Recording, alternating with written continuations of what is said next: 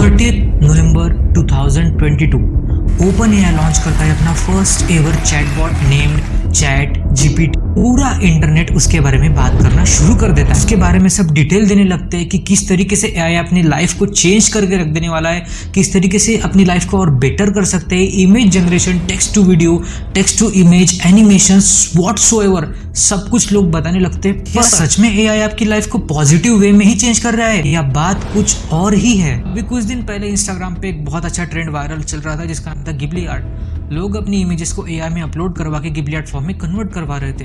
क्या आपको लगता है ये ट्रेंड सही था? आप सब ने अपनी इमेजेस एआई में अपलोड कर दी है फॉर योर काइंड इन्फॉर्मेशन, और एआई के पास आपकी फेस का डेटा है जिसका वो गलत इस्तेमाल भी कर सकता है अगर डेटा ब्रीच होता है तो। इसके लिए मैं कहता हूँ कि अपनी पर्सनल इमेजेस, अपनी पर्सनल हेल्थ केयर की जो भी चीज़ें हैं पर्सनल लाइफ से रिलेटेड, वो एआई में अगर अपलोड ना ही कर दी जाए तो बहुत अच्छा हो सकता है। रिमेंबर, हर सिक्के के दो पहलू होते हैं, वैसे एआई के भी दो पहलू है। आपके सामने एक और एग्जांपल रखना चाहता हूँ। अभी कुछ दिनों पहले की बात है, अपने जो बहुत बड़ी यूट्यूबर है, शायद सार्थक गोस्वामी उनका नाम है, तो उनके चैनल पर एक वीडियो आई थी और उस वीडियो में वो बहुत शॉकिंग ट्रूथ शेयर किए।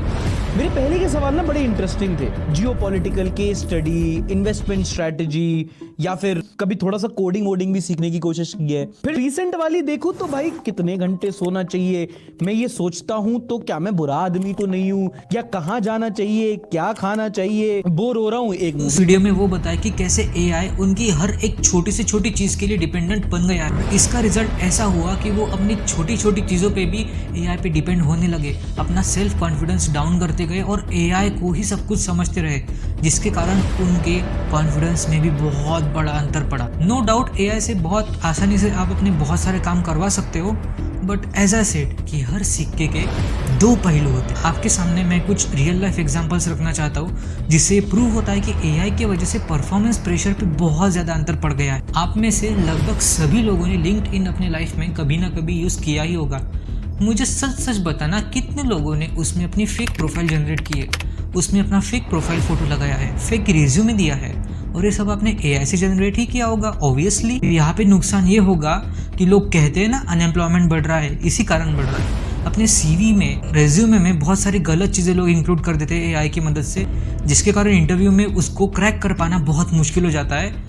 और इंटरव्यूअर भी आपसे वो एक्सपेक्ट करता है ना, आपने ऑब्वियसली रेज्यूमे में सब कुछ लिख दिया है, आपको ये चीज़ आती है, एआई की मदद से आपने रेज्यूमे बनाया है, आगे वाला भी पहचानता है कि एआई का ज़माना है तो इसने सब एआई की मदद से किया होगा, तो आपको उस लेवल के सवाल पूछता है और आप जब वहाँ पे कैपेबल नहीं रहते हो तब आपको नौकरी नहीं मिलती। तो इसे छोड़ो, आपने कॉलेज के फाइनल ईयर में मेजर प्रोजेक्ट में कहीं ना कहीं एआई का थोड़ा सा इस्तेमाल तो ज़रूर किया होगा अपने प्रोजेक्ट्स को अच्छा दिखाने के लिए, जो कि गलत बात नहीं है, पर उसका भी अगर ओवर यूज़ किया जाए तो फिर बहुत उसके भी कॉन्सिक्वेंसेस है। रील वर्सेस रियलिटी, आप जो ट्रेंड देखते हो। मेरा मानना यह है कि एआई बुरी चीज़ नहीं है, बस एआई का ओवर यूज़ करके आप खुद की क्रिएटिविटी ढक रहे हो, जिसके कारण आपका ही लॉस है। आपकी कॉमन थिंकिंग ब्रेन पावर बहुत कम हो रही है एआई की वजह से।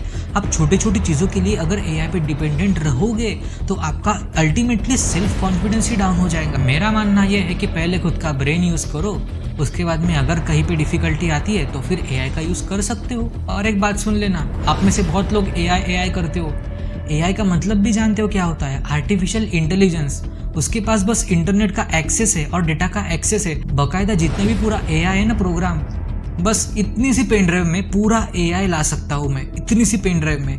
एआई कुछ नहीं है, बस एआई एक प्रोग्राम्ड मॉडल है जिसको डेटा का एक्सेस दे दिया है और वो इसी डेटा में से सर्च करके आपको रिजल्ट्स देता है और आपको लगता है कि क्या आउटस्टैंडिंग चीज़ है। एक्चुअल में एआई कुछ नहीं है, गूगल का ही अपडेटेड वर्जन समझ लो एआई को। बाकी ब्रेक डाउन करूँ तो बहुत सिंपल है एआई का स्ट्रक्चर। और एक इंपॉर्टेंट चीज़ आपके सामने रखना चाहता हूँ कि एआई को लेकर अभी इंडियन गवर्नमेंट भी बहुत ज़्यादा सीरियस हो चुकी है। नेक्स्ट ईयर 2026 में एआई को लेकर एक पर्टिकुलरली समिट बिठाई जाएंगी इंडिया में, और उसमें उसके रूल्स एंड रेगुलेशंस के बारे में डिस्कस किया जाएगा। और उस समिट का नाम इंडिया एआई समिट है 2026। अगले साल उस पे समिट बैठने वाली है और एआई के रूल्स एंड रेगुलेशंस पे बहुत ज़्यादा अब पाबंदी लगाई जाने वाली है। पाबंदी मतलब नॉट पर्टिकुलरली बैन किया जाएगा एआई को, पर जो फीचर्स उस बहुत क्रीपी है, जिसका बहुत गलत इस्तेमाल किया जा सकता है, ऐसे फीचर्स को गवर्नमेंट कंट्रोल करना ऑब्वियसली चाहेंगी और गलत इन्फॉर्मेशन तो स्प्रेड नहीं होनी चाहिए ना। तो मिस इन्फॉर्मेशन को रोकने के लिए और जेन्युइन इन्फॉर्मेशन को बढ़ावा देने के लिए अगले साल 2026 में इंडियन एआई समिट होने वाली है। बस यही मुझे पॉइंट रखना था कि एआई को आप सही से इस्तेमाल करो, उसका ओवर यूज मत करो। किसी भी चीज़ का एक हद तक ही यूज करना जायज़ है। आपका सेल्फ कॉन्फिडेंस वगैरह हार्म हो सकता है इस चीज़ की वजह से, और कहीं ना कहीं आपकी ओरिजिनलिटी, ह्यूमैनिटी खो जाएंगी। और बस एआई टेक ओवर तो फिर आपको कर लेगा, पूरी जनरेशन को नहीं करेगा। जो एआई को यूज़ करना नहीं सीखेगा, एआई उसको ओवरटेक करेगा। जो एआई का यूज़ करके गलत चीज़ें करेगा, एआई उसको ओवरटेक। आप अगर सही से इस्तेमाल करते हैं अपनी डे टू डे लाइफ में, तो फिर आपको कोई टेंशन लेने की ज़रूरत नहीं है। बस ओवर यूज से बचना है, मेरा पॉइंट ये है। वीडियो पसंद आई हो तो लाइक शेयर सब्सक्राइब तो कर ही देना, और नेक्स्ट वीडियो के टॉपिक के लिए हो सके तो नीचे कमेंट भी करना, और मिलते हैं नेक्स्ट वीडियो में। तब तक के लिए गुड बाय।